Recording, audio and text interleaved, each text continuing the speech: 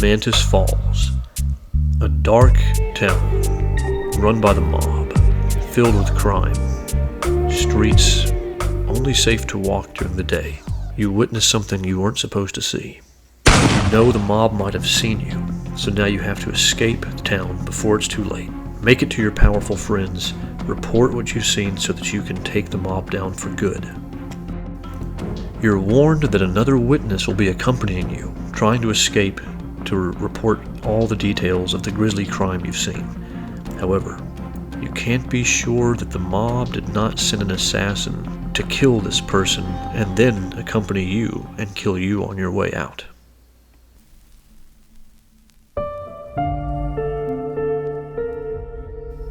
The setup of the board of Mantis Falls looks like this.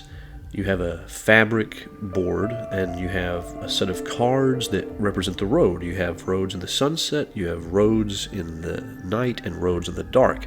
There's a set of action cards, there's a set of events, there's some special action cards that will be placed here, and you also have ally cards that you have the chance to get later. Each player will start with a character card, a health tracker, a roll card, and a set of action cards. The roll card is the most important because this will decide if you are a witness or an assassin. There can be one assassin only, but there could be a game entirely of witnesses, whether or not you're playing with 2 or 3 players. If there are only witnesses, then it's a cooperative game where everyone's trying to make it to the end of the road. But if one of the players is an assassin, then it's not cooperative, and the good guys have to figure out who the assassin is, but they won't know if there's an assassin in the game, so the tension and the deduction start from the very beginning, trying to find out, is this truly a cooperative game or not? The character card that each player is dealt represents your health and a modification that may apply in the game. In addition to 6 random action cards that each player is dealt at the beginning of the game, you will each get either a call and a hit or the pact. In a 3-player game, there will be 2 call and a hits, 1 pact card, and in a 2-player game, it will be 2 call and a hit cards. These are cards that are very useful for the witness to protect himself against an assassin. Now to go over the turn sequence, starting with initial movement. At the beginning of your turn, you can always move your token piece 1 space forward to the next card, which represents the next road. And ultimately, if whoever is the farthest up, you will always reveal the next card so that you know what's coming next. Next, you draw an event card.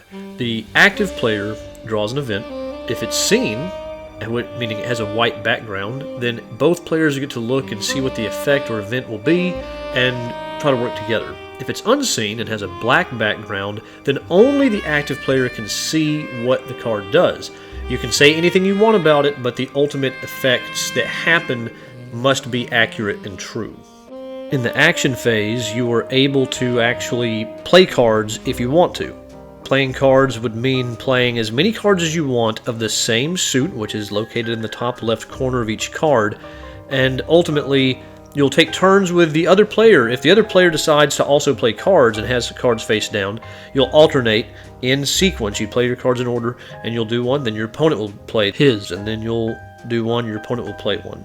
And you'll go through all your sequence of cards, but instead of playing cards, either one of you could also choose to discard 2 cards or put 1 card in conserved energy face up so that everyone can see it. So not only can you use this later, if you fill up this conserved energy track, then they can be discarded on the beginning of someone's turn to get an extra movement point in the movement phase or to heal 1 wound. But also in the draw phase, which is coming up, anybody can draw from conserved energy, so you can help pass cards to other people through this method. Now that ultimately wrapped up both the Step 3 and Step 4, which involved choosing what you're going to do as your main action, and then in the 4th step, you actually, if you chose to do action cards, you go with the other player, alternate taking turns playing your cards. But then the event actually triggers. So the event that was drawn before, the consequences happen now if you haven't stopped the event. If you played action cards and it was an opposition card with health, you could have killed it with weapons. But if it was an incident, there's very few ways to stop such a thing, but there are a few. But either way, you resolve whatever events happen and then discard the event card. However, unseen events are particularly important for the assassin because the assassin can purposely manipulate information. For example, if damage would be done, let's say 3 damage is going to be distributed between the 2 players, however the active player sees fit, the bad guy could say, well, if we don't kill this guy, you're going to lose 3 health. He doesn't have to say that I'm choosing that you get 3 health. I could take some of the damage. He can just say, you're going to take 3 damage. And then it will happen, of course, but you don't have to give all the details, so you can manipulate your opponent by scaring them into using some of their good cards, especially attack cards, to protect yourself later whenever you reveal that you are the assassin. That way you don't get killed, hopefully. At this point, you draw back up to a full hand of 7 cards, unless you have an ability that gives you more of a larger hand size. And now you just restart over. The next person's turn triggers. Now, in a 2-player game, you're just alternating turns. One person is the active player, the other player is called the other player. But in a 3-player game, the person to the active player's left is considered the bystander. The bystander does not participate in the main action phase as far as being able to have the option of playing action cards face down. However, he can still discard cards and put a card or put a card in conserved energy as a way of, passing cards to other players, getting rid of cards, and therefore drawing up to a new hand. And there are some cards in a 3-player game that allow the bystander to do certain actions, which kind of keeps the interactivity still there for all players, and also create some interesting ways to force people's hand or to test out to see how trustworthy people are. So basically at this point, you know how to play. You're just trying to remember this goal. The good guys are trying to make it to the end of the road. The assassin is trying to just kill one person. However, if someone dies, you go into a last gasp play. So, for example, you go to your maximum health points. Then you get to whatever cards are in your hand, and you can even take cards from any action play you already had down of cards that have not played yet, because you might be killed in the middle of alternating cards with your opponent. You can take any unplayed cards, put them into your new action play and cards from your hand, and have a chance of using healing items to heal yourself. And if you heal yourself even 1 point, you're still in the game. You can do that up to 3 times, and then you're dead altogether. But your opponent is then struggling to make sure that you die. But here's the thing. If you survive, you can also, in the process of your last gasp, you can play attack cards to try to kill your opponent, which means that your opponent might have to actually do a last gasp play to keep himself alive. So that's what the goal of the assassin is. Getting the kill and not being killed back. Because if a good guy and the assassin dies, then it's a tie. But if the assassin kills someone and that's it, at the end of that person's life, if he fails to kill the assassin back, the assassin wins. If the good guys are able to kill the assassin, then the good guys win. Now, this game also comes with some great component quality bonuses. One, there are card sleeves that come in the box for every single card in the game, and you also get these nice fabric bags that you can use to store things in. It's pretty cool. And it also comes with a few expansions, that most of which I have built into what I showed here. But there's also a special expansion that I have not used yet called Under the Rose that has some extra special things that you can do that complicate the game a bit, but also add more options and capabilities. Hey folks, this is Strategywizard and Crazycraft! Now, you've seen how you play this game. Now, here's the thing. This game was something that I just came upon on a whim. I just wanted to add something to my Amazon order so I could get free shipping. I was just looking for a new game that might be interesting, and this game showed up. And I didn't know at the time, but apparently this was a Kickstarter game. And it was, the big deal was that it's social deduction for 2 players. And I thought, oh, gotta go and get it. Yeah, social deduction for 2 players. I mean, normally it's like you have to have 4 or 3, so it's weird to have 2. And some of them take even more than that. So I was 5. Social deduction is one of my favorite types of games, so I thought I gotta go and give it a shot. So I did. I went ahead and bought it, and at this point, Crazycraft and I have played it 4 times. I think so. 2 times was just he and I. And 2 times we had 3 players, once with my wife and once with my cousin Zach. So we've had a variety of different gameplay experiences, one of which I was the bad guy, one of which Crazycraft was the bad guy, one of which Zach was the bad guy, and one of which we were both good guys. Yeah. So we've had almost every different type of experience. So almost. The one thing we haven't done is we have not played with the Under the Rose expansion, but I don't know when or if I will. I'm not quite so motivated to try to integrate that yet, so I'm just going to ignore that for as far as my opinion goes. But as far as, first of all, component quality, oh wow. This game has components that are excellent, don't you think? Yeah, I think so. I mean, first of all, the fabric playmat it just looks great and it feels good. It's got a nice softness to it. Yeah, it does. The fact that the game comes with card sleeves and enough for all the cards in the game, that's amazing. Yeah. The artwork is very stylized and interesting, but it fits the kind of dark theme that's going on. Card sleeve's got a little seal on this card. Yeah, everything about it is just... I don't know. Every component pretty much is really good quality, in my opinion. Yeah. I mean, the cards themselves are not just made of super quality, but once you put in the card sleeves, who cares anyway? I mean, they're and everything else is great. Like I said, they're protected by this little seal. That's right. So very, very nice. Now, apart from components, what do you think about strategy? Was there a lot of strategy in this game? I think so. Like, what card do you have to pick? Like, oh, do I want to kill this person because I'm the assassin? Or do I want to just be nice and be like, hey, yeah, I'm a nice guy? Yeah. And that's the thing. Well, and the strategy, in my opinion... And fishing for cards. Yeah, there's a lot of fishing for cards in this game. Look at my fishing rod. In my opinion, not that great. Strategy level in this game is a lot more than in a typical social deduction game. In a normal social deduction game, it's mostly psychological.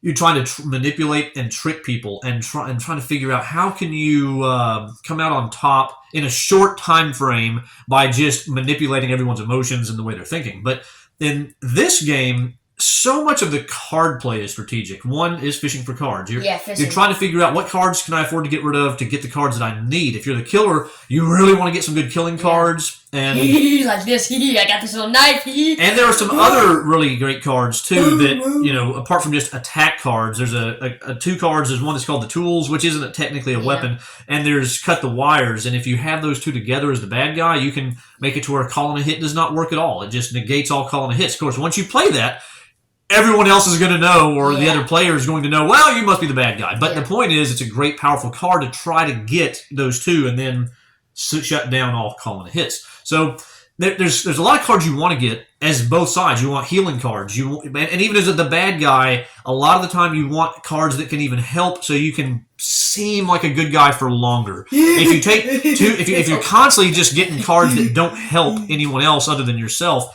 you'll start looking bad too quickly, possibly. So everyone is trying to get a little bit of everything, but even the good guys, strategically, because the good guys don't know who the bad guy, or even if there is a bad guy. So that makes it very nervous for the good guys. The good guys don't want to be too nice to each other, even, because you're afraid of helping a bad guy. Yeah, so really. Everyone's wanting to be selfish, and that the strategy level really comes down to how mean do you try to be when you're a good guy? Do you want to be particularly selfish or not? If you're the bad guy, you're trying to see how long can I be good and play it off, but then not...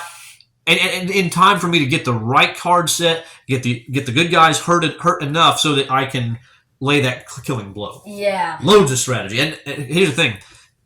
Well, now we'll go into just what our opinion is, and I'll explain this other piece. So what would you rate Mantis Falls? Probably a 6.5 out of 10. 6.5 out of 10? Okay. And why is that? Part of because it's long. Of course, that... Yeah, I know you gotta be it's a little complex. A little bit. Yeah, there's definitely some complexity, but you're able to keep up with it, though. And the other thing is that I just feel like it is a little bit too boring at the start. Like, it just takes a little while for it to get warmed up. Now, I won't deny that. There's definitely a slow build to this game. Yeah. At first, there's not much you can do other than just move up. Try to get cards that are useful and see where it goes. The tension really builds as you get close to people getting hurt from the events. Everyone's getting closer to dying, and then you're really getting worried, is someone fixing to kill me? Or if you're the bad guy, you're thinking, is this the time to strike? But, I understand where you're coming from. Yeah. Let me just say, I think what I really like about this game is that, because I would rate this game a 9 out of 10. To me, it's one of the best social deduction games I've ever played, and it could possibly end up being my favorite. I'm sorry, that actually kind of surprised me. We've got a lot of. We do have some great Yeah. ones. I mean, One Night Ultimate's great. Yeah. I like Deception, Murder in Hong Kong a lot, and I like what's it called, The Resistance, and we've had some other ones too. I can't even remember all of them, but Dark Moon may count. Well. oh yeah, Dark Moon. Yeah, Dark Moon's excellent. I have a lot of them, and I like all of them. But the reason why this one is up there, one, because the low player count is nice, and I like the fact that, similar to Dark Moon, actually, this game is the closest like Dark Moon of any that I have, because in both cases, one, there are events that people are drawing, and tasks, and those events are, yeah, it's tasks in Dark Moon, and it's events here. You're drawing those, and here sometimes they're secret. In Dark Moon, I believe it's always secret. It's secret what two you draw, I think, and you choose one in Dark Moon. So you reveal it, but the one that you didn't choose, no one gets to see. And here, sometimes everyone sees what you saw, and sometimes nobody sees what you saw. So it's similar in that sense, and there's a lot more working together and cooperative, because there's like this general story arc. It's not like the Resistance. Keep forgetting the Resistance and Deception, Murder in Hong Kong, and stuff like that. It's not just we got to figure out who it is and kill him or accuse him. It's not that simple. Here, in both these games, there's so many complex steps that go into the overall game. I'll admit, it is probably better than Deception, Murder in Hong Kong. Which, to me, that's probably my favorite. Deception, Murder in Hong Kong? Yes, but I know it's not one of your favorites. Yeah, yeah. But I really like Deception, Murder in Hong Kong. Dark Moon's up there, too, though. Yeah, but I remember Dark Moon being good. It's been a little while since I played, but I do remember it being excellent. Really good. But this game is up there, and it might... I almost want to give this game a 10. And, in fact, I guess I should probably just call it a 9.5. I'm just going to call it a 9.5 to make this simple. Because it just gives me almost everything I'm looking for. The only problem is the slow start, and ultimately there's some cards in the game that there's not enough healing cards, and there's some cards that are not necessarily that useful sometimes. And sometimes, you don't want to seem too bad, like, heal, heal, and then you deal a wound, and then, it makes you seem like the bad guy, even though you're Although, that is kind of the point there. The point there is to... It kind of like Dark Moon. Dark Moon has something similar where you roll dice and sometimes they're bad and you can't help it and you have to put up a bad die. Everyone thinks you're guilty and you're not. This also puts you in a situation where sometimes you're going to want to do things that make you look bad. And that I like. Again, that's a good thing because it keeps everybody suspicious. It keeps the tension level high. In my opinion, this game, it just gets the right amount of strategy, the right amount of social deduction and trying to figure out, what are other people doing? What are they thinking? And the fact that it works with 2 players is unbelievable. And then the 3-player variant is also excellent. It really works having, 3 players where 2 people are the main players and the other person is the bystander who sometimes can do things and participate in the gameplay. So I'm stunned by how good it is. Now, I want to say, as the bad guy, I actually lost. But everyone else who's been the bad guy won. So I was actually, at first, because I was the bad guy, I was the last person to be the bad guy, I was starting to think the bad guy had the advantage, and he was just going to win all the time. And then, but whenever I became the bad guy, I got slaughtered. And that's really the interesting thing about this game.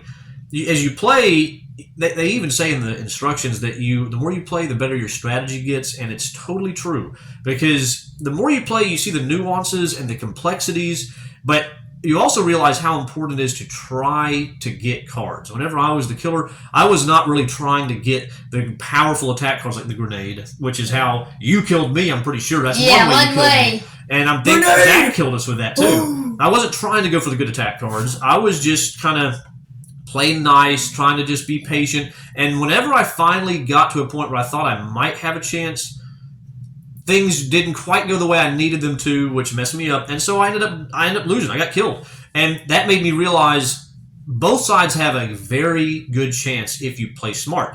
New players will have a harder time than people who have played more often because knowing what cards are in the game makes a huge difference.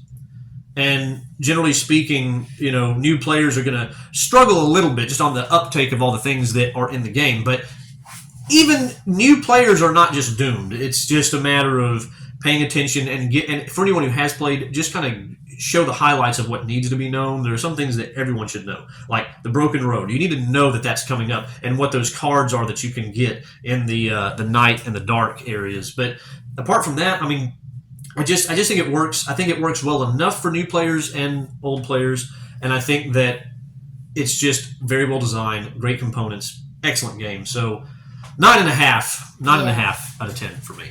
So anything else you want to say? I don't think so. I think that's it. Okay, well, thanks for watching. Hope you enjoyed it. We look forward to seeing you on the next one, and we'll see you then. Bye.